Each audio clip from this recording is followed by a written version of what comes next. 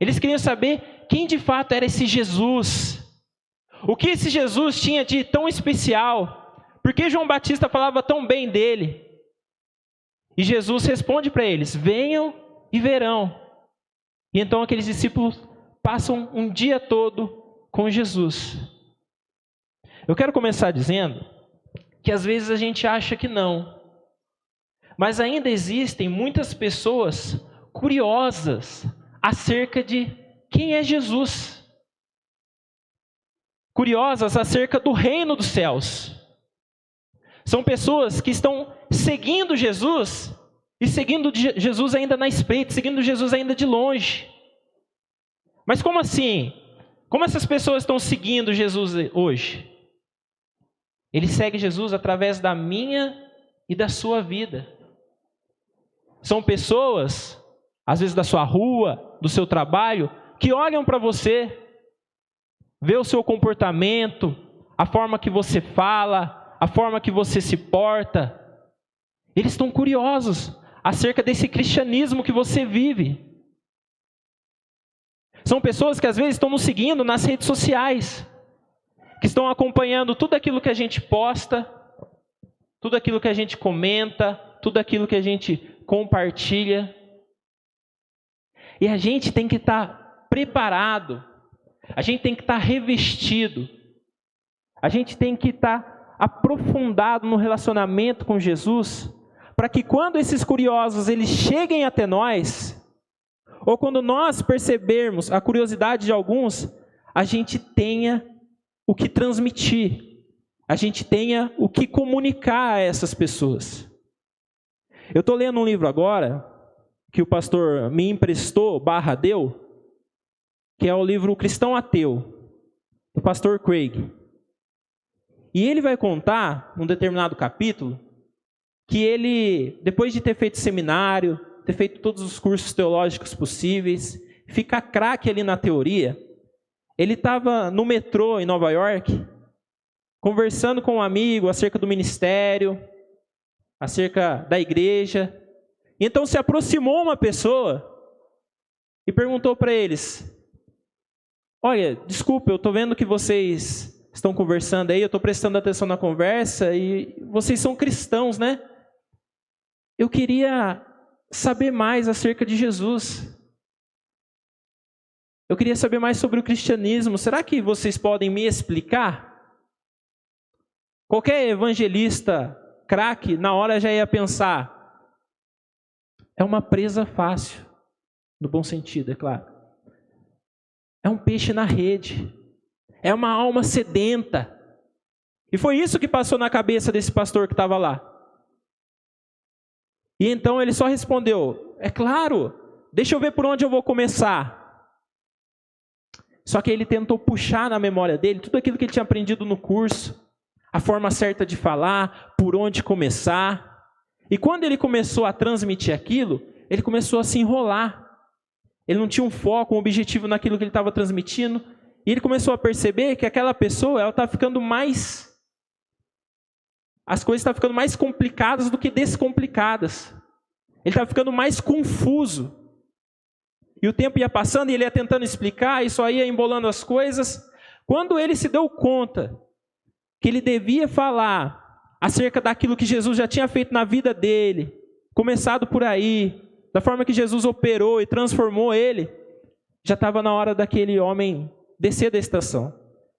Então aquele homem só disse: olha, eu vou precisar descer, mas eu agradeço por vocês terem tentado. E saiu com a feição de desapontamento.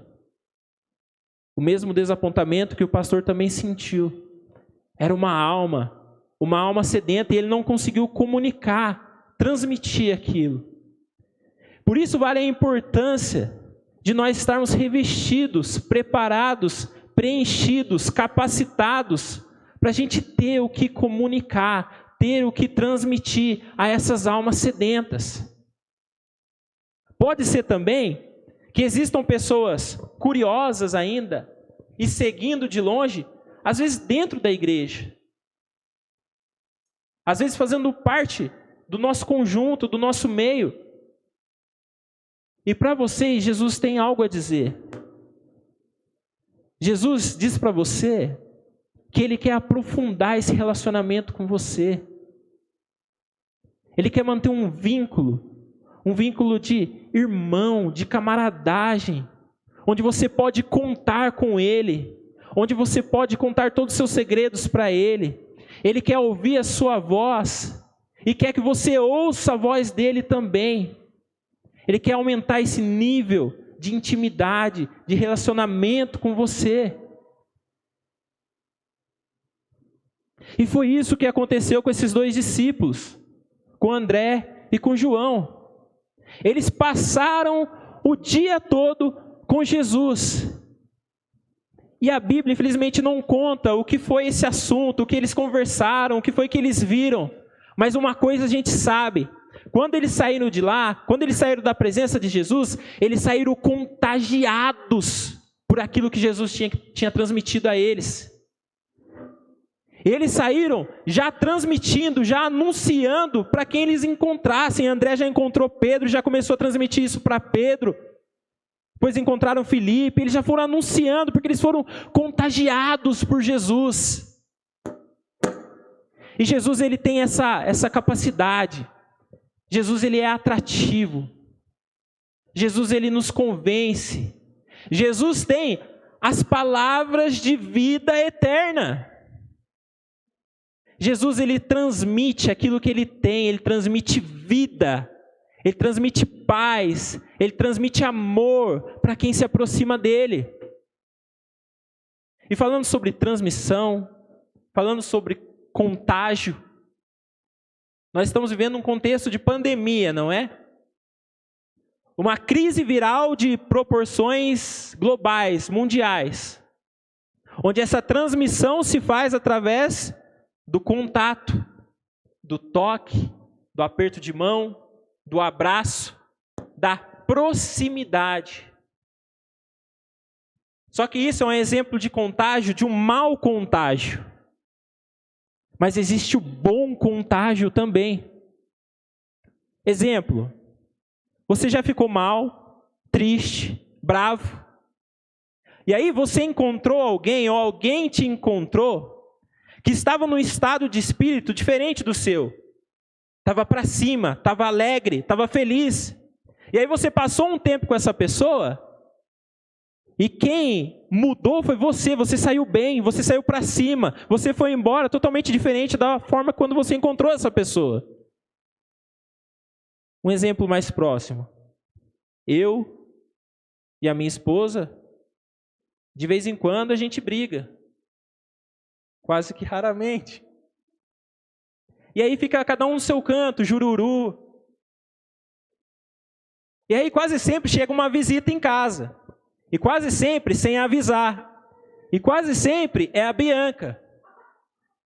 E ela já chega, já entra. Quando a gente vê, já está na sala. Só que quando ela começa a conversar com a Daiane, as duas começam a rir. As duas começam a falar sobre outros assuntos. Quando eu vejo, a Daiane já está para cima, a Daiane já está alegre, já está feliz, já está bem comigo que tinha brigado com ela. Porque a Bianca, ela tem essa capacidade de contagiar positivamente a Daiane. E a Daiane, da mesma forma com a Bianca. Quando a Bianca está mal, e ela encontra a Daiane, as duas começam a conversar, e depois a Bianca está bem. Porque uma contagia a outra. E se nós, humanos, pessoas, temos a capacidade de contagiar uns aos outros positivamente, você imagine Deus. Você imagine você cheio de Deus, cheio do Espírito Santo, cheio de Jesus. Se você quer se aquecer, você se aproxima até uma fonte de calor, uma fogueira, um fogo, certo? Se você quer se molhar, você se aproxima até uma fonte de água, um lago, um rio, uma piscina, e você mergulha, você afunda. Quando você quer paz, amor, alegria, vida, não tem outro lugar para buscar a não ser na pessoa de Jesus Cristo. E Jesus, ele veio à Terra com esse propósito. Jesus veio à Terra, se fez homem para contagiar, para transmitir isso que ele tem, vida e todos esses atributos. E nós, como cristãos, como pequenos cristos, nós temos que fazer o mesmo e sair contagiando onde quer que a gente vá, onde quer que a gente esteja. Existem pessoas que entendem isso muito bem e começam a contagiar nos seus lares, no seu trabalho, onde está? Na rua. E existem pessoas que vão para um outro nível e começam a fazer isso a nível municipal, estadual, começam a trabalhar com missões urbanas. E existem pessoas que não se contentam com isso e resolvem influenciar, transmitir, contagiar outros povos de outras nações com isso que receberam, com isso das quais elas estão cheias de vida, paz, amor. E nós que ainda não estamos nesse nível, temos que no mínimo orar, interceder, contribuir para que eles continuem avançando, contagiando cada vez mais pessoas para a glória do nome do nosso Deus. Avançando o texto aqui. Versículo 45. Filipe encontrou Natanael. Então esse contágio já havia começado. Jesus começou com esses dois discípulos, André, João, e eles avançaram. Foi Simão Pedro, Filipe, e agora Filipe encontra Natanael. E ele diz: achamos aquele sobre quem Moisés escreveu na lei, e a respeito de quem os profetas também escreveram, Jesus de Nazaré, filho de José. Aí Natanael faz uma pergunta: Nazaré? Pode vir alguma coisa boa de lá? Disse Filipe: venha e veja. Aqui Natanael ele tem uma atitude não louvável, uma atitude de preconceito em relação ao lugar da onde Jesus tinha vindo, Nazaré. Mas mesmo assim, Filipe insistiu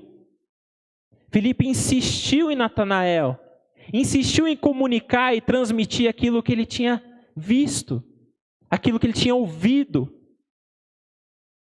E a resposta dele, venha e veja, é porque ele tinha plena convicção de que o que ele estava falando era real, era vivo, era correto. Só bastava Natanael vir e ver. E eu acho legal essa atitude de Filipe de insistir em Natanael e não fazer distinção, juízo de valor por aquilo que ele tinha falado. Às vezes a gente faz isso. Às vezes Deus nos enche, o Espírito Santo nos incomoda a falar com alguém, mas nós fazemos um juízo de valor. Aquela pessoa não, aquela pessoa é assim, aquela pessoa é assado. Só que Tiago 2 vai falar para a gente não fazer acepção de pessoas. Vai falar para a gente amar o nosso próximo como a nós mesmos. Eu me lembro de uma vez que eu estava fazendo evangelismo noturno, e aí a gente encontrou um senhor, bem senhor mesmo. Ele dormia na porta da igreja São Benedito. E a gente encontrou, já era bem tarde, a gente fazia o evangelismo bem tarde, era quase 1h da manhã, ele estava dormindo. E quando a gente chegou, ia se aproximar para tocar nele, para acordar ele, para deixar o alimento, saiu do meio do cobertor um cachorro, e esse cachorro veio para cima da gente, mas ele veio avançando, ele veio para matar ou para morrer. Ele veio caçando canela, a gente teve que sair correndo. E aí aquele senhor acordou, ele acalmou o cachorro, e o nome do cachorro era Cachorro, a gente nunca mais esqueceu. Cachorro, vem cá, mas qual que é o nome dele? Cachorro. Mas o que a gente aprendeu naquela noite, nesse episódio, foi que esse animal, ele sabe, aquele senhor, ele não tinha nada para oferecer para aquele cachorro. Ele não tinha nada. Ele era um senhor, ele estava doente. Ele não tinha um alimento ali, mas aquele cachorro, ele tinha um carinho por ele. E ele entregaria a sua vida por aquele senhor, pelo seu dono. E a gente aprendeu que se um cachorrinho não faz acepção de pessoas, quem somos nós para fazer distinção de alguém? Quem somos nós? Às vezes nós não damos valor, nós não damos nada, mas a gente não conhece os planos de Deus para cada indivíduo, para cada pessoa. Esse episódio do Senhor, a gente no final conversou bastante, demos o alimento, evangelizamos ele, oramos por ele, e na nossa oração ele falou que ele tinha uma doença, efizema pulmonar, alguma coisa bem séria. E no próximo final de semana nós não encontramos ele mais porque ele havia falecido. Então Deus deu a nós a oportunidade de apresentar Jesus para ele.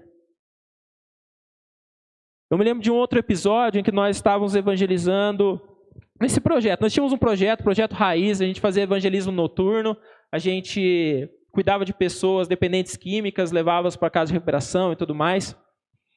E então a gente já conhecia praticamente quase todos os moradores de rua que havia, os pontos que eles dormiam, e a gente quis avançar e ir para algum outro lugar, com pessoas que a gente não conhecia. E a gente começou a vasculhar a cidade em busca de novos lugares. E a gente encontrou um lugar que os próprios moradores de lá chamavam de Boca do Inferno. Era um lugar que tinha de tudo. Tinha morador de rua, tinha prostitutas, tinha uma casinha, um prostíbulo, tinham travestis, dependentes químicos e traficantes. Todo mundo no mesmo quarteirão ali. E a gente começou a trabalhar nesse local. Acabou que era o primeiro lugar que a gente ia quando a gente saía para fazer evangelismo. A gente ia lá e depois de lá a gente ia para os outros lugares. E era um lugar pesado, carregado. A gente chegava e já sentia aquela opressão. A gente já sentia que a gente estava incomodando ali. Só que a gente começou a ganhar confiança. Primeiro dos moradores de rua, depois dos dependentes químicos, com muito custo de algumas prostitutas ali, que eram dependentes químicas também, usuárias de crack. E teve um dia que a gente, sem perceber, já tinham chegado umas 20 pessoas. E a gente acabou que finalizou praticamente o evangelismo ali. Tinham sobrado só alguns marmitex que a gente tinha prometido para uma outra pessoa. E estavam todas aquelas pessoas, a gente tinha feito uma roda. E a gente estava ali comendo com eles, conversando, falando acerca do evangelho. E foi muito lindo tudo aquilo. Eu nunca mais me esqueci, eu queria uma fotografia, um vídeo daquilo, mas não tem só na minha memória agora. E a gente precisava ir, já estava tarde, a gente se levantou, naquela roda mesmo, de mão dadas, e começamos a orar, e na nossa ainda ingenuidade, todo mundo orando de olho fechado, não tinha aquela manha de olhar com o olho aberto, para se alguma coisa acontecesse, manifestasse, tudo bem. Quando a gente finalizou aquela oração e começou a desfazer aquela roda, o Espírito Santo me incomodou a ler um texto. E eu não lembro qual era esse texto, eu lembro que era em Isaías. E eu abri, eu avisei, Deus manda só eu ler um texto antes da gente ir embora. Eu abri e li aquele texto. Quando eu li aquele texto, uma das mulheres, que era dependente química e prostituta, ela caiu no chão e começou a chorar, e falar, eu sabia que você ia falar isso, eu sabia que você ia falar. E eu ainda estava confuso, não estava entendendo. Com muito custo eu entendi que o Espírito Santo estava trabalhando, estava agindo. E a gente fez mais uma oração por ela, conversou com ela e a gente precisou ir embora. No outro final de semana a gente chegou e sempre o primeiro morador de rua que chegava lá era um tal de Zezão. E aí nós perguntamos para o Zezão, Zezão, cadê aquela moça? E ele falou, você não está sabendo? Ela voltou para a casa dela. Ela pediu perdão para o marido dela, os dois se resolveram e ela voltou para a família dela, com as crianças dela. Irmãos, era uma vida que ninguém dava nada. Era uma vida considerada perdida, entregue. Mas não era assim para Deus. Nesse tempo eu conheci um hino que eu queria que eles cantassem, mas não deu certo. Que diz, nos galhos secos de uma árvore qualquer, onde ninguém jamais pudesse imaginar, o Criador vê uma flor a brotar. Isso mexia comigo demais quando eu ouvia essa canção. E toda vez que a gente saía da igreja com as marmitas, eu já colocava essa música, aumentava no máximo, virou o hino do projeto contra a vontade de todo mundo. Mas o carro era meu, o som era meu, então aumentava, todo mundo vai ouvir e vamos embora. Então, irmãos, anuncie, comunique, transmite, contagie, sem fazer acepção, juízo de valor, distinção. A nossa parte é comunicar, é transmitir isso que a gente recebeu, isso que a gente está cheio, e não reter isso. Continuando o texto. Ao ver Natanael se aproximando, disse Jesus: aí está um verdadeiro israelita, em quem não há falsidade. Perguntou Natanael: de onde me conhece?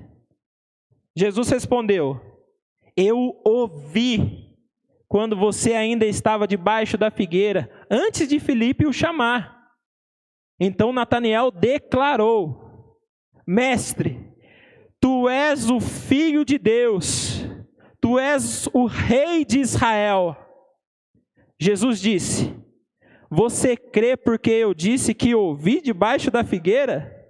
Você verá coisas maiores do que essa. E então acrescentou: digo-lhes a verdade, vocês verão o céu aberto e os anjos de Deus subindo e descendo sobre o Filho do Homem. Então, irmãos, eu acho incrível essa capacidade que Jesus tem de nos enxergar, de nos ver no pessoal, no individual. Jesus, ele te conhece, ele te sonda, ele te esquadrinha, ele te conhece melhor que você mesmo, melhor que o seu cônjuge. Jesus te conhece, ele conhece o seu passado, todas as suas lutas, tudo que você passou. Jesus conhece o seu presente, aquilo que você está passando, e ele quer te empoderar para um futuro diferente, um futuro cheio do poder de Deus, onde você vai contemplar céus abertos, onde você vai contemplar vidas sendo transformadas a partir daquilo que você comunicar, a partir do momento que você transmitir aquilo que lhe foi revelado por Ele. Lá em Mateus 14, no episódio da primeira multiplicação de pães e peixes, Jesus está descendo do barco e a palavra vai falar que ele viu o povo, que ele sentiu compaixão e que ele agiu. Agiu como? Orando, ensinando e curando. Foi assim que Jesus agiu. E às vezes, nós, nesse sentido de ver, a gente está falhando em não enxergar pessoas que para você se tornam invisíveis. Quantos de nós já não passamos por pessoas, moradores de rua, às vezes pessoas bêbadas, que estão caídas, a gente não sabe se está passando mal, porque a gente não para perguntar, a gente não para saber como é que está, e a gente, na nossa cabeça, faz dele uma pessoa invisível, a gente passa fingindo que não viu nada. Às vezes, tem pessoas que vêm na igreja, sentam, o culto acaba, vai embora e ninguém falou com elas. Ninguém deu um paz do Senhor, ninguém deu um oi. Essas pessoas se tornam invisíveis. Então nós temos que aprender com Jesus a enxergar, a ver as pessoas, para que a gente possa sentir essa compaixão, que a gente possa se compadecer, para depois agir. Porque tem pessoas que sentem ainda algo. Existem pessoas que às vezes passam por comunidades, passam por favelas, por bairros bem carentes, e vê a situação do povo, e sente aquela vontade de dar uma cesta básica para todo mundo. Se eu pudesse dar uma cesta básica para todo mundo. Mas não pode, não tem condição. Então dá uma. Consegue dar uma? Dá uma. Dá uma. Não consegue dar uma? Tem assistência social da igreja. Traga seu mantimento. Traga o que você puder. Nós temos aqui pessoas que estão precisando, que vêm até a igreja e procuram. Então traga um mantimento. Traga um valor para que seja comprado, enfim. Não adianta você ter compaixão e não fazer nada. Tem pessoas que passam e vê aí moradores de rua, mendigo, ou pessoas passando fome, e sente vontade de dar um marmitex. Eu queria dar um marmitex para todos os moradores de rua de Moreira César. 100 marmitex. Mas não tem condição, aí não faz nada. Mas dá uma pelo menos, uma dá para dar? Porque está mais perto da sua casa, então dá uma. Se você sentiu, faça algo. Se você não tem condição de dar nada, dá um copo de água. Jesus disse, eu tive sede e me deste do que beber. Quando você ajudou cada um desses pequeninos, você estava me ajudando. Um copo de água. Porque não importa o que você vai dar, mas importa como você vai fazer, como você vai agir. Cenário. Um poço. Jesus, ele se assenta perto desse poço, chega uma mulher. Jesus pede. Jesus fala mais ou menos assim: olá, será que você pode me dar um pouco de água? E a mulher responde: como sendo tu judeu, pede para mim que sou samaritano, sou mulher. Jesus responde: se você soubesse quem eu sou, é você que me pediria e eu te daria água viva. E a mulher responde: você não tem balde nem para tirar água para você, como é que você vai me dar essa água viva? E aí começa um diálogo que a gente conhece bem. Eles entram em assuntos sobre religião, sobre os maridos da mulher. E Jesus se revela ali como Cristo, o Messias. Então logo aquela mulher larga aqueles cântaros, larga aqueles baldes e corre para a cidade para anunciar para aqueles moradores, para aquele povo. Aquele povo ouve aquela mulher e aquele povo corre, vai ao encontro de Jesus. E eles tinham ouvido da mulher e agora eles ouvem de Jesus. E eles pedem para que Jesus fique ali naquela cidade, fique naquele povoado, e Jesus fica. E o que acontece? Muitas pessoas se rendem a Cristo. E tudo começou como? Com um pouco de água, com um copo de água. Foi assim que começou tudo. Comece fazendo da forma que dá. E o Espírito Santo vai capacitando e dando os meios para que essas pessoas sejam alcançadas. Nós estamos falando dessa água viva. João 4, entrei rapidinho aqui, João 4. João 7,37. Quem tem sede, vem a mim e beba. E fluirão de si rios de água viva. Essa água, ela vem. É uma água que flui, que te enche, te preenche, mas que flui. Que continua fluindo para alcançar mais pessoas, para alcançar mais vidas. Não é para você reter. Não é para você segurar, não é para você empoçar, virar uma represa. Você já viu água parada? Água parada começa a juntar dengue, estraga, apodrece. Então essa água ela tem que fluir. Essa água que vem dos céus, ela flui em nós e através de nós, para saciar todos aqueles que têm sede. Você imagina comigo o seguinte: eu tenho 2 grupos de pessoas aqui na igreja. Um grupo do meu lado direito e um grupo do meu lado esquerdo. E eu tenho 2 jarras de água aqui. A jarra da minha direita, ela está com a água congelada. E a água da minha esquerda está normal. Então eu vou servir esse pessoal da minha direita. Os copos estão aqui, eu viro a jarra, mas não sai nada. Está congelada. Eu não consigo encher um copo para saciar a sede de uma pessoa. Agora, essa outra aqui, ela está fluindo. Ela está fluindo, eu encho 1, encho 2, encho 3, encho 4, eu vou saciando a sede das pessoas, eu vou saciando, e quando começa a acabar, a água vem, a água flui, Deus entrega mais, e a gente vai entregando, a gente vai servindo, e pessoas são alcançadas, e pessoas sedentas vão tendo a sua sede saciada, essa sede de Deus, essa sede das coisas do reino, essa sede de Jesus. A gente tem que deixar essa água fluir, igreja. A gente tem que transmitir, contagiar. E entrando na reta final aqui, eu quero deixar um alerta. Vai fugir um pouco aqui, mas eu preciso falar sobre isso. Está queimando meu coração tem um tempo. Tem um pastor, escreveu um livro, já está virando um best-seller já. Chama Generation Z, Geração Z. O nome dele é James Emery White. Depois você procura, pesquisa. Ele vai falar sobre a geração Z e essa transição que está vindo para essa nova geração, que é a geração Alfa.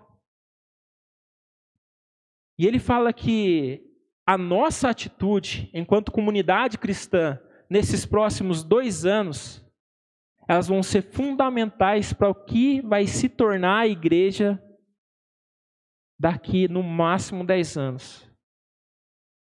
Porque essa geração que está vindo, eu digo, é a geração da minha filha, é a geração daqueles que estão com 8, 9 anos, que daqui 2 anos vão estar com 10, com 12 anos. É essa geração. Essa geração é uma geração totalmente digital. Eles não fazem separação, eles nasceram com tudo pronto já. Já existia tudo isso. Nós ainda vimos a transição de um período sem internet para um período com internet, digital, smartphones e tudo mais. Isso é muito grave. É muito sério. E essa mensagem é mais direcionada para os jovens, mas todos precisam prestar atenção. Isso é muito grave quando nós temos, por exemplo, um canal, o maior canal do Brasil no YouTube, é um canal como Condzilla, que é um canal de funk. É o canal com maior acesso no Brasil e que está no mundo. E o que essas crianças, esses pré-adolescentes, esses adolescentes estão consumindo? O que eles estão consumindo? O que está sendo transmitido a eles? Porque você goste ou não, o funk é uma cultura bem estabelecida. O funk ele tem um código de vestimenta, um código de conduta, um código musical, um código de comportamento.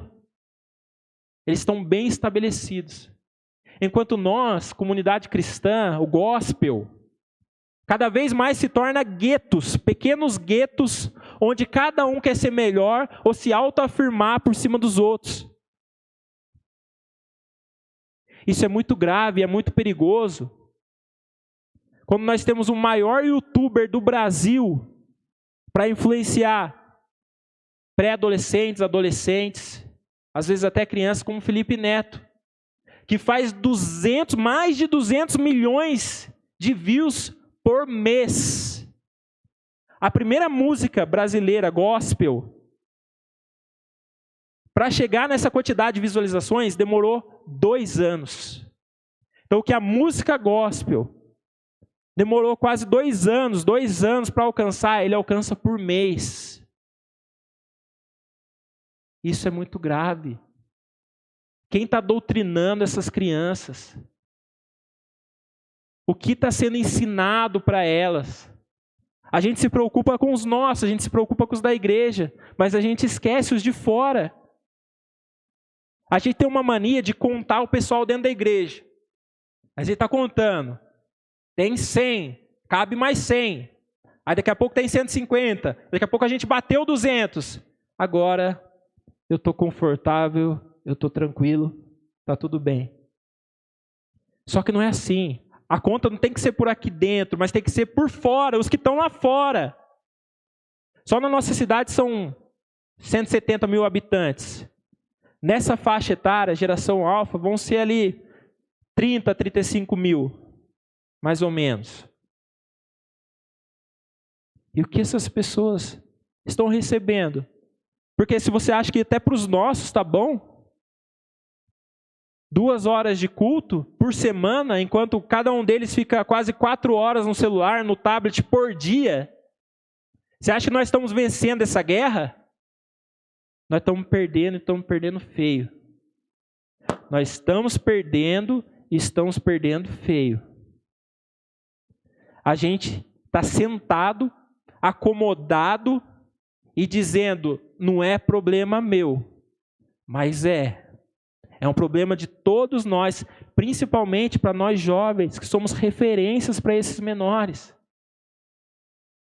Então nós temos uma responsabilidade de estar comunicando as coisas para ele também aonde eles estão inseridos, que é no meio digital, que são canais, redes sociais. Então, por isso a minha preocupação do que você está compartilhando, o que você está transmitindo aí nas suas redes. Ah, mas eu não sou influente. Eu tenho 50 seguidores. Ninguém tem 50 seguidores. Vamos lá, 1000 seguidores. Tenho 1000 seguidores. Não é nada. Não, você tem 1000 seguidores. Você tem 50 seguidores, não importa. Você tem pessoas que você detém a atenção delas com aquilo que você propaga. E voltando lá no começo, tem pessoas curiosas. Mas tem também pessoas que você tem que despertar a curiosidade delas. A gente tem que entender que a gente está no meio de uma guerra. Uma guerra cultural. Uma guerra de valores. Valores do reino das trevas contra valores do reino de Deus. E nós temos que pegar a nossa bandeira e avançar e tomar território. Efésios 4:27 vai dizer, não dê lugar ao diabo. E a gente pensa que a gente vai dar lugar ao diabo quando a gente mente, quando a gente faz alguma coisa errada, também. Mas a gente também dá o lugar ao diabo quando a gente não está no lugar. Se eu saio daqui, se eu saio de algum lugar, a cadeira está vazia. E o diabo pode vir, sentar e fazer o que quer. Então a gente precisa tomar a nossa bandeira e avançar. E tomar território que ele está dizendo que é dele, mas que é nosso. Deixa eu dizer uma coisa para você. Jesus, ele sempre falou o que ele precisava falar. Sem receio, sem medo de nada. O que ele precisava falar, ele falava. E a verdade, ela não compete com a mentira. A verdade simplesmente é. A luz, ela não compete com as trevas. Quando a luz está, as trevas são dissipadas. Agora, onde a verdade não está, a mentira reina. Onde a luz não está, as trevas se propagam.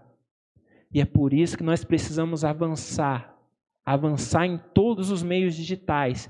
Pedir para Deus, para nos dar sabedoria e criatividade, para transmitir através das nossas redes, através do YouTube, e a colaborar, a apoiar outros cristãos que já estão nessa batalha, para a gente alcançar essa geração, que pode ser a primeira geração pós-cristã.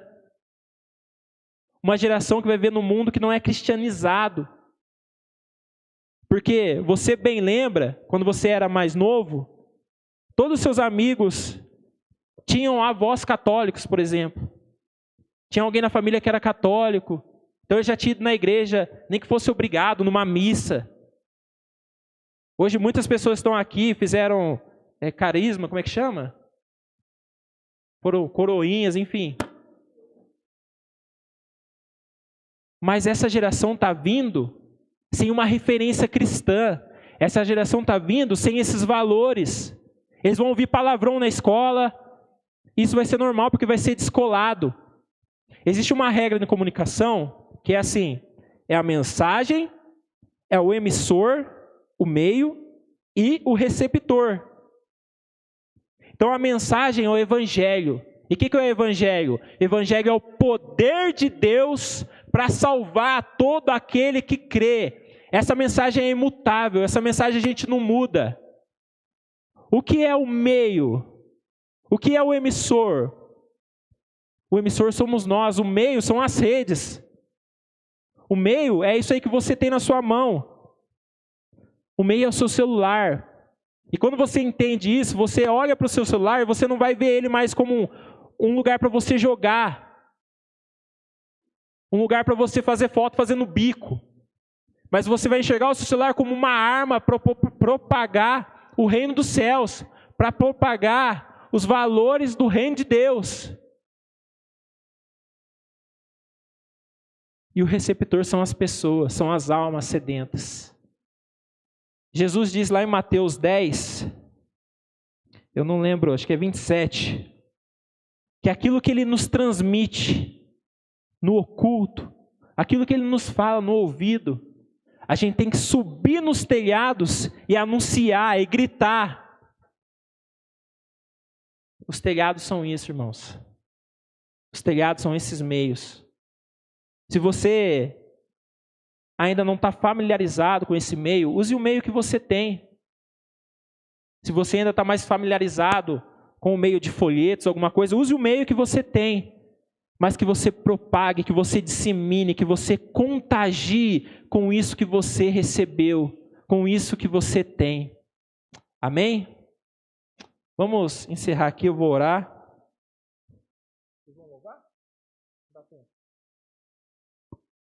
Não deu, eu ia louvar aqui, mas já passamos da hora.